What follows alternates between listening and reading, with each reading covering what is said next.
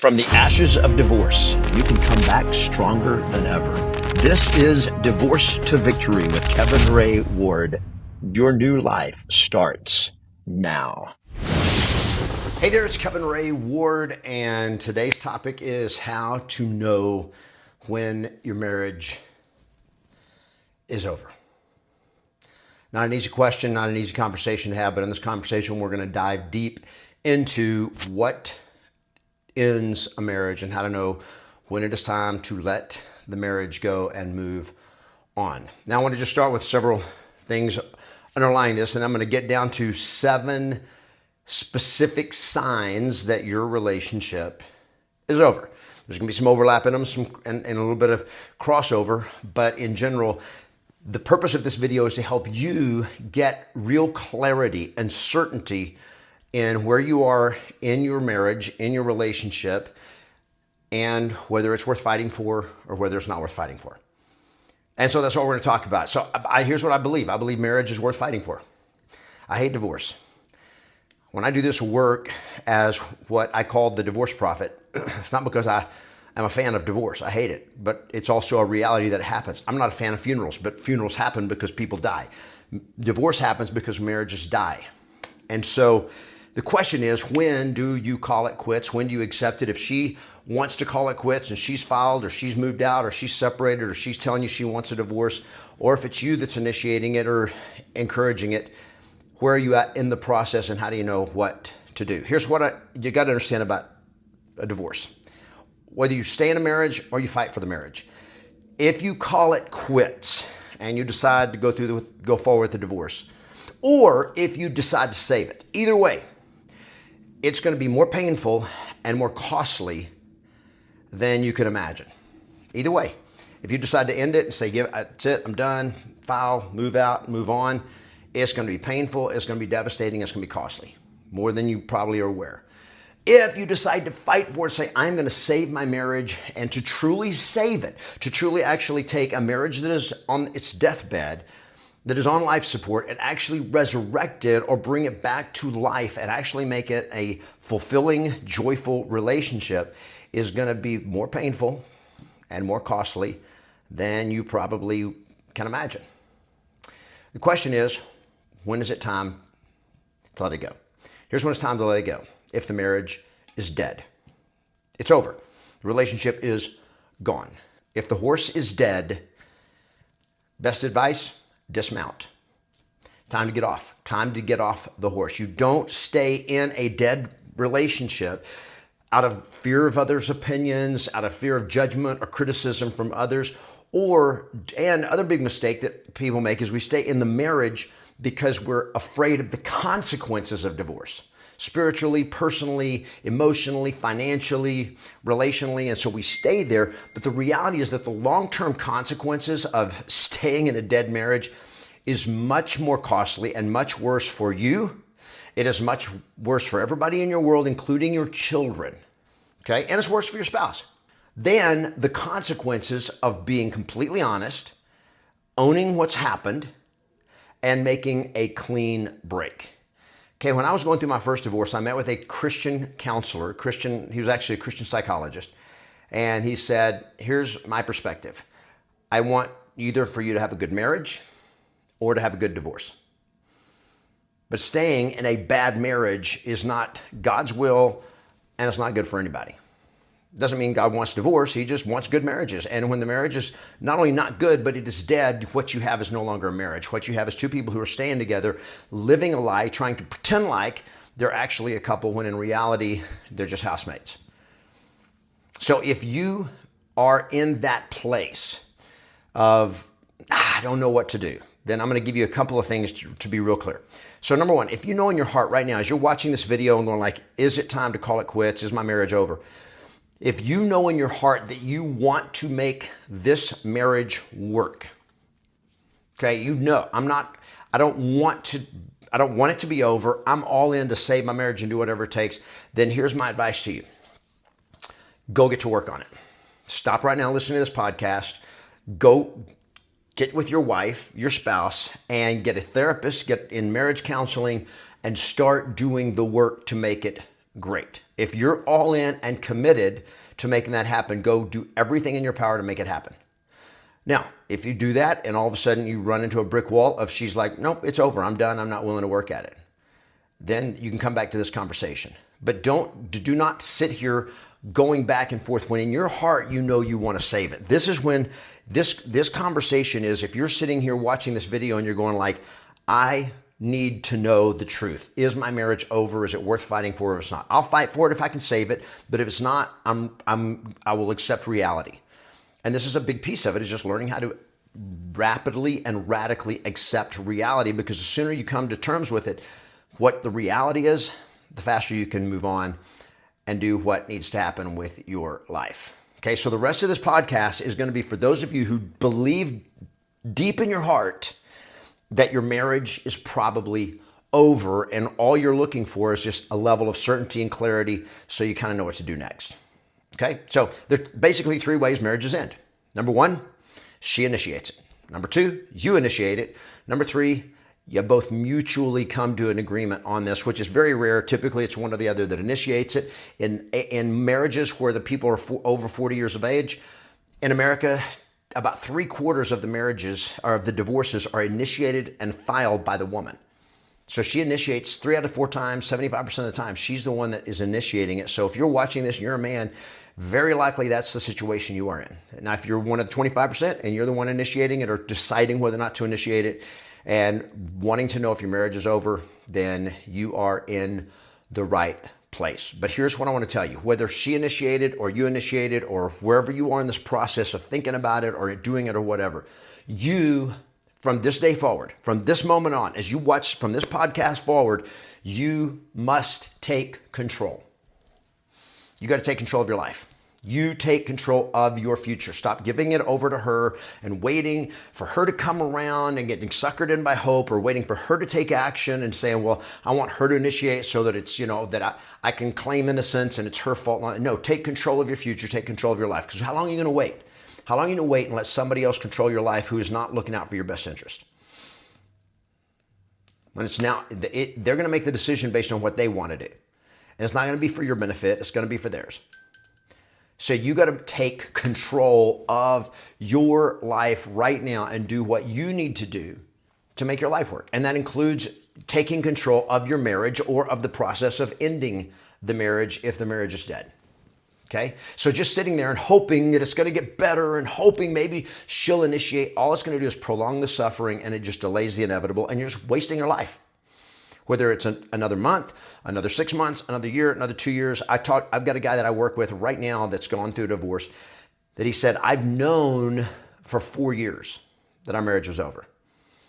But every time we talked about it, I was waiting for her to take action. I just didn't, and she didn't want to do it because it was going to hurt her, position at work, and it hurt her reputation and all this kind of stuff. And so he stayed stuck in a dead marriage for 4 years, knowing that the marriage was over. And one of his biggest things right now, he kicks himself all the time saying, if only I had taken action and been willing to make the decision sooner.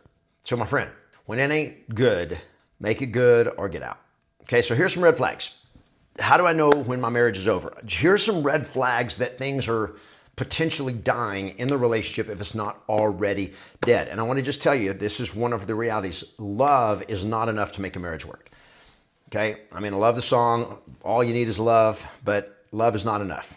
Okay, you can love somebody and not be able to stay in that marriage.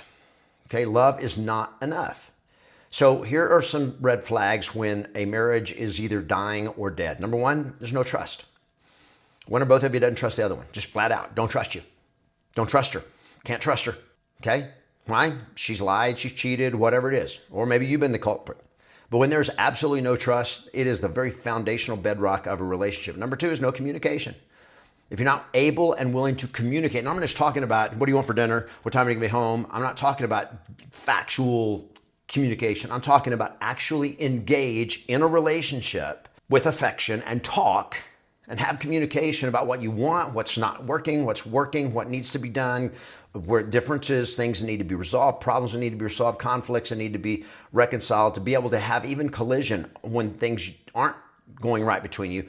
If you have no communication and your house is most of the time in silence, other than the things the bare minimum necessary communications, your marriage is on the rocks, if not dead already. Third red flag, no sex.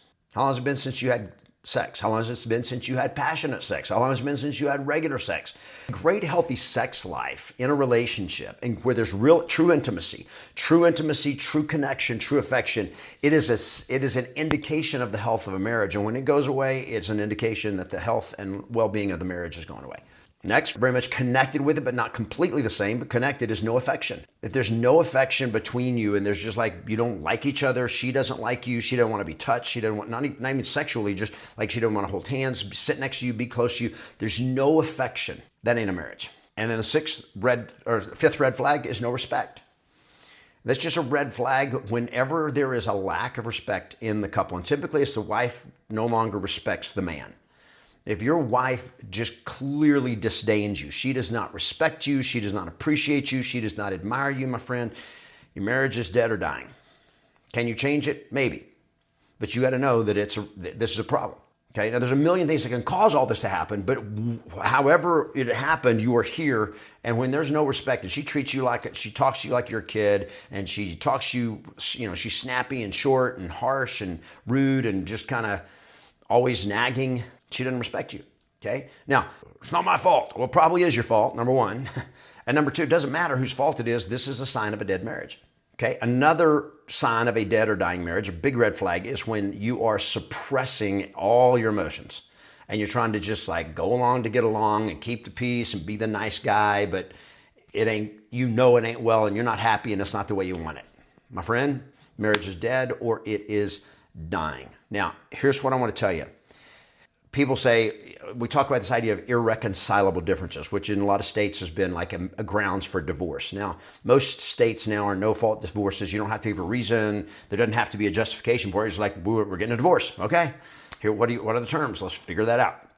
But used to, there would be like, you had to have grounds for divorce. And typically it was like infidelity, committing adultery, that kind of stuff. And now it's like, well, we just have irreconcilable differences. And for years, that was taught. And for me as a preacher years ago, that was kind of like considered a cop-out. Every difference is reconcilable between a couple. You can work it out. Well, the reality is there is such a thing as irreconcilable differences.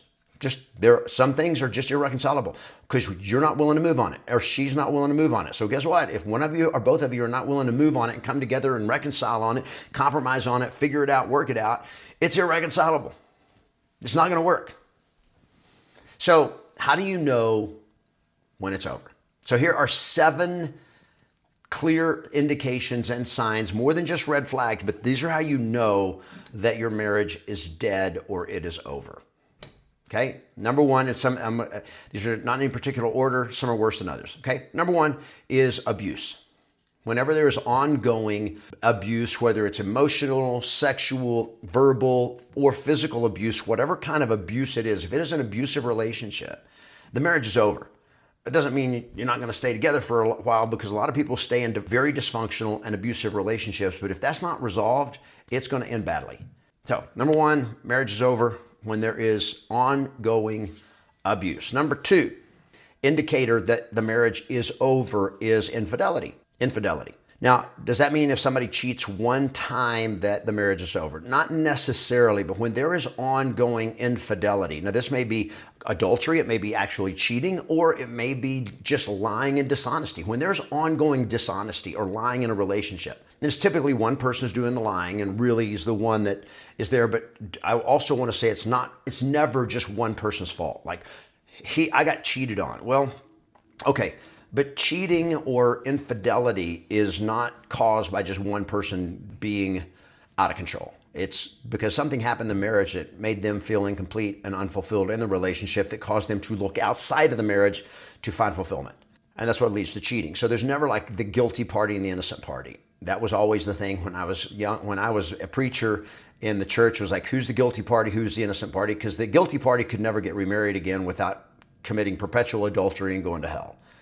Now, again, I don't believe that's actually what Scripture teaches. It is a convoluted and complex question, but in this conversation, just clear that there's never just one party at fault. But when it's happening and it's ongoing infidelity, and there's ongoing lying or dishonesty, that relationship is over, my friend. It's dead. It is time to look at letting it go, because when that is happening, it tells you there's no respect for the other person, there is no care for the best interests of the other person, and everything that makes a marriage and made your vows true is gone. So stop settling for being lied to or cheated on. Just stop settling for it. Well, I'm trying to make it out. I'm trying to work it out for the kids. I'm trying to get them to come around. I'm trying to understand them. I'm trying to all this. No, my friend, you don't need to understand it. It ain't working. Okay? Not working. Accept it. Let it go. Number 3, total indifference. When there is just on one or both parties just total indifference in the other person. I don't give a shit anymore. I don't care about you. I don't care about any of that. When one or both of you does not have the will or the willingness to work on the relationship, to fix it, to heal it, to reconcile it, the marriage is dead. Now, you can stay together and you can be miserable, okay? But whenever one person won't acknowledge that there's a problem and they're like, nah, it's fine, we're good. Well, I think we should go to couples counseling. If you think you need counseling, you need therapy, go to therapy. I'm not going. What they're telling you is, I'm not willing to work on this marriage. I am indifferent to this relationship. I'm indifferent to you and indifferent to your feelings and your needs. That relationship is over. The marriage is deceased. Okay, connected with that, number 4 is hopelessness. And that is when you've gotten to a point where you feel like you've tried everything, you've done your best, and nothing is changing. And you look at this relationship and go like, there's no hope. I mean, she's not going to change. Nothing's going to happen. I've tried and nothing is going to happen. Now, you're going to get this thing that's going to come. I was like, should I try harder? When do I know I've tried enough? And all this kind of stuff. And you'll have a lot of times you'll have other people in your world, people from church, people that are friends, family, your in-laws, her side of the family, that will sometimes challenge it. Well, you didn't try hard enough. You should have tried harder and all this kind of stuff. When you feel like you have given it your best, you've given it your all, and you start losing your will to fight for it. It's like, I've done everything. There comes a point of hopelessness where it's just like, I'm done. I don't have the will to work on it anymore, because she's not showing any indication of willingness to work on it. Now, I also want to say this. If you're watching this video, for the most part, I'm talking to men. This is very relevant. Also, if you're a woman watching this, but when I'm saying she's the one that's doing this, I'm not saying women are always the one at fault here. All I'm saying is my audience is typically men, so this is who I work with, this is who I address. So if you're a woman watching this, welcome, I'm glad you're here. And if you have questions or comments, whether you're a man or a woman going through this situation, please put the comments and questions in the chat here if you're watching this on YouTube, and I will be happy to answer questions. And it also helps me know what content you need and what content I can create for future videos. All right, so number 5. The 5th indicator that the marriage is over is separation. When one of the parties just leaves, okay, when they move out, when they just go, whether they are like, I'm out of here, and they completely load up the U-Haul and move out, or if they just pack up their suitcase and exit. Or if we say, we're going to try it for a while, we're going to separate. When a couple separates, it's over. 90% of the time, that marriage is over. Now, again, is it possible to reconcile? Yes, it is possible, but it is unlikely. And again, going back with all the red flags we've talked about and all the other scenarios, the different situations and factors that are engaged in all of this, is when that happens, that moment of separation, they're telling you, I don't want to be in this marriage. And it's like, I'm exiting. And once they get a feel and a taste of what it's like to not have the tension of walk into the same bedroom or being in the same house, and there's just, when the tension is thick enough, you can cut it with a knife, as they say. Once their separation has happened, most of the time that marriage is over. I'm not excited about telling you that. It's just the truth. Number 6, the 6th indicator that the marriage is over is what I call terminal misery. Terminal misery. This kind of goes along with hopelessness, so it could be the same thing, but here's the question to ask yourself. If nothing changes in this relationship, meaning she's indicated or your spouse has indicated they're not interested and willing on working on this relationship, they're not going to change, they're not going to do anything with it, and you look at this, ask yourself this question: if nothing changes, will I be happy? If nothing changes, will I be happy? Like, how long am I going to sit here? Well, can you imagine yourself sitting here 2 Christmases from now in the living room around the Christmas tree with your kids or grandkids and grandkids or family or whoever it is, or if it's just the two of you? How many years are you going to be willing to sit and be miserable in the same room with that person and endure this terminal misery that's never going to go away? Okay? If the answer is, will you be happy if nothing changes? If the answer to that is no, the marriage is dead. It's over. Again, this doesn't mean you can't stay together. It just means the marriage is dead. And if you want to have a great life and you want happiness and you want fulfillment and you want a fulfilling relationship, it's not going to happen in this marriage. This marriage is over. Let her go. End it. And again, I say this all the time. Divorce is not what ends a marriage. Divorce is not what kills a marriage. Marriages don't die because of divorce. Divorce is the funeral. The marriage was already dead. You didn't kill it by getting a divorce. When you file for a divorce, that doesn't kill the marriage. It's acknowledging that the marriage is already gone. It's dead. The relationship is over. All we're doing is acknowledging it. So this idea of, well, I don't want to get a divorce because then God's going to judge me. God's already been judging you, my friend. You've been in a fucked up relationship and you haven't been doing the things and she hadn't been doing the things. Both of you have not been doing the things that you committed to do in your vows, or this would not be happening. It can be primarily one person's fault, but there's always responsibility to go around. So when you're in that situation and it's time to end it, acknowledge it's dead. It's time to end it. Number 7, the 7th sign that the marriage is over is what I call self-preservation. And self-preservation is when the only way for you to be true to yourself as a man or as a woman, the only way for you to be true to yourself, whoever's watching this, is to exit the relationship. Because if you don't, you're losing all respect for yourself and you're just going to self-destruct. Whether you can do it by sedation, by hiding in alcohol, booze, drugs, porn, other addictions, other behaviors, just to hide out in the marriage that is dead. And it's like the corpse of the dead marriage is sitting there in the living room and we're just going to live around it. And you know, as you look at that, the only way for me to be true to myself and live into my potential and to God's purpose for my life is to exit from this marriage. My friend, choose yourself. Choose you. Choose your future. Choose your life. Okay? Again, you're not killing the marriage. And this is one thing that you have to come to terms with. Divorce is not the way you kill a marriage. The relationship and the dynamics of the relationship that made it a dead relationship, that's what killed the marriage. Whatever it was, it may have been indifference, it may have been lack of communication, it may have been two of you going 2 different directions, it may have been conflicts, it may have been values differences, it may have been somebody cheating, it may have been an addiction, it may have been abuse, it may have been any number of things that could cause the marriage to die. It's already dead. All we're doing is trying to see if there's a pulse in this relationship and that can be resuscitated and this marriage brought back to health. Again, if you're still watching this video and you're still believing that that's the case, get off this video, go get to work. But when you know it's like, there's nothing I can do. There's nothing I can do no matter how hard I try, this relationship is over. Then my friend, it's a hard pill to swallow. But I'm telling you, the moment that you get clear, the moment you make a decision that this marriage is over and it's time for me to move on, I'm going to tell you right now, there will come a feeling of liberation and a freedom and power and clarity. It will instantly give your life renewed hope, give your life energy. I was not planning to do this, but I think I am going to read my journal from my personal journal the day that I made the decision that my marriage was over. The day I made the decision that I was going to move out and file for a divorce. It was not what I wanted, but this was the question that I was facing myself 2 years ago. And that was, is this marriage over? And I spent 6 months doing everything I could to save the marriage.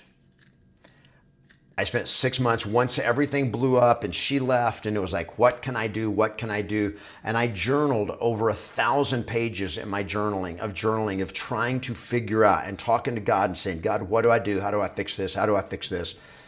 And after 6 months and after some major collisions and just some real come to Jesus meetings, those moments is like, this is what's got to happen. And if it doesn't happen, I'm out. And we had those conversations. And here was my conversation with God in my journal on January 29th, 2023. And I'm going to read this to you. I'll probably change it. I'm not going to use any names and stuff like that in there, but I'm going to share it with you for a very simple reason. I hope in me sharing it with you, it will give you some insight into how I went through this and will help you get some clarity on how you're going through yours. So this is my journal entry. I titled the journal entry, Am I Really Going to Do This? January 29th, 2023. Am I really going to do this? I've allowed us to get stuck again, waiting to see if she is going to come around to make our marriage work. I have two options. Number one, I'm going to keep waiting and hoping that she will come around and our marriage will work. Or number two, I'm going to move on, move out, and file for divorce. Both with the desire to have a great marriage with her, but with the commitment to have an amazing marriage with a powerful queen somehow, regardless. I have to decide which option to take now. I feel frustrated, I'm torn, I'm sad, I'm angry. I feel love, I feel stress, I feel tension, and I feel clarity all at once. Fuck, I know the answer. I have to leave and move on. I got suckered in again by hope. I love my wife. I care about my wife. I want her happiness, and I'm still wanting to think that if I stick it out, she will get over it and come around. She's not going to come around. She still wants to go back to the old way we were before. That will never happen. I will not fucking go back to a mediocre marriage, or even worse, the bullshit that I've been settling for the last 6 months. I have to go forward. I hate this, Father, and I'm praying now. I don't want to leave. I don't want to give up. I don't want another divorce. But even more, I don't want to be stuck in another dysfunctional relationship. I know what I have to do. This indecision and waffling shit has me in emotional limbo and turmoil every day. She says it won't work, and then she acts like she wants to try. Fuck try. I have to get my shit together and move forward. And I know the only chance that we have is for me to be true to my word. And then when she sees that and knows 100% that I am a man of my word, she can make her choices. Either way, disruption is coming. Either way, temporary chaos is the path to freedom. Either way, I am the fucking king. I will wait no longer. So now I have to plan the next steps. This is all shit I have to start doing today. I just put days on everything, so I have a plan. I'll do everything I can today. No more procrastination. Now, what I did is then I wrote out a list of here were some things I had to, the planning that I had to do of like moving out, giving her notice, finding an attorney, getting a divorce, all the stuff I had to do. And so I started making a list. I'll do everything I can today. No more procrastination. Starting today, I move with swiftness and certainty. I am clear and decisive and committed. This is the right path. I know that. It hurts. It sucks. But it is necessary. I choose to win and have a great life. I will not wait another day for someone else to determine my path. God, I need you now more than ever.